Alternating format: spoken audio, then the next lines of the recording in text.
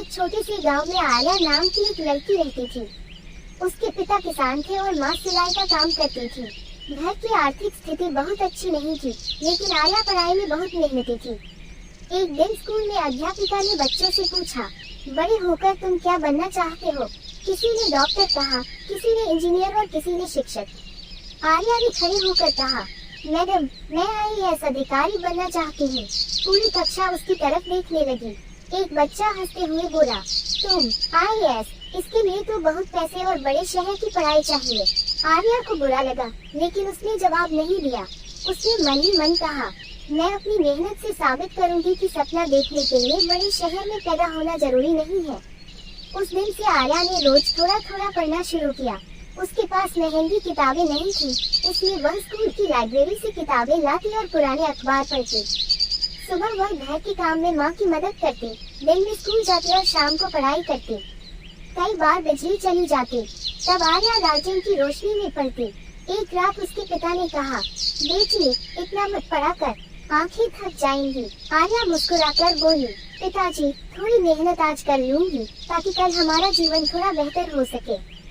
समय बीतता गया। आर्या ने स्कूल की पढ़ाई पूरी की और आगे की पढ़ाई के लिए शहर चली गई। वहाँ उसे कई मुश्किलों का सामना करना पड़ा। कुछ लोग कहते थे कि आईएएस की परीक्षा बहुत कठिन है। पहले प्रयास में आर्या सफल नहीं हो पाई। उस दिन वह बहुत निराश हुई। उसने अपनी माँ को फोन किया और कहा, माँ, शायद मैं आईएएस नहीं बन सकती। माँ ने प्यार से कहा, बेटी, एक परीक्षा में असफल होना तुम्हारी पूरी जिंदगी की असफलता नहीं है। गिरने के बाद दोबारा उठना ही असली जीत है।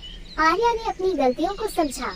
उसने अपनी पढ़ाई का तरीका बदला और फिर से तैयारी शुरू कर दी। दूसरे प्रयास में भी उसे सफलता नहीं मिली। इस बार आर्या कुछ देर शांत रही। फिर उसने अपनी किताब खोली और बोली, मैं हार नहीं रही हूँ, मैं सीख रही हूँ। तीसरे प्रयास में आर्या ने पूरी मेहनत की। परीक्षा का परिणाम आया तो वह कुछ पल तक स्क्रीन को देखती रही। उसका नाम सफल उम्मीदवारों की सूची में था। आर्या की आंखों में खुशी के आंसू आ गए। उसने सबसे पहले अपने माता पिता को फोन किया। पिता ने कहा, बेटी, आज तुम्हारी वजह से हमारा सिर गर्व से ऊंचा हो गया। कुछ वर्षों बाद आर्या एक आईएएस अधिकारी बनकर अपने ही जिले में नियुक्त हुई। उसने गांव के स्कूलों में सुविधाएं बढ़ाने, गरीब बच्चों के लिए पढ़ाई की व्यवस्था करने और किसानों की समस्याओं को अधिकारियों तक पहुंचाने के लिए कई काम शुरू किए। एक दिन वही बच्चा जिसने कभी आर्या का मजाक उड़ाया था, उससे मिलने आया। उसने कहा, आर्या, तुम सच में कर दिखाई। आर्या मुस्कुराई और बोली,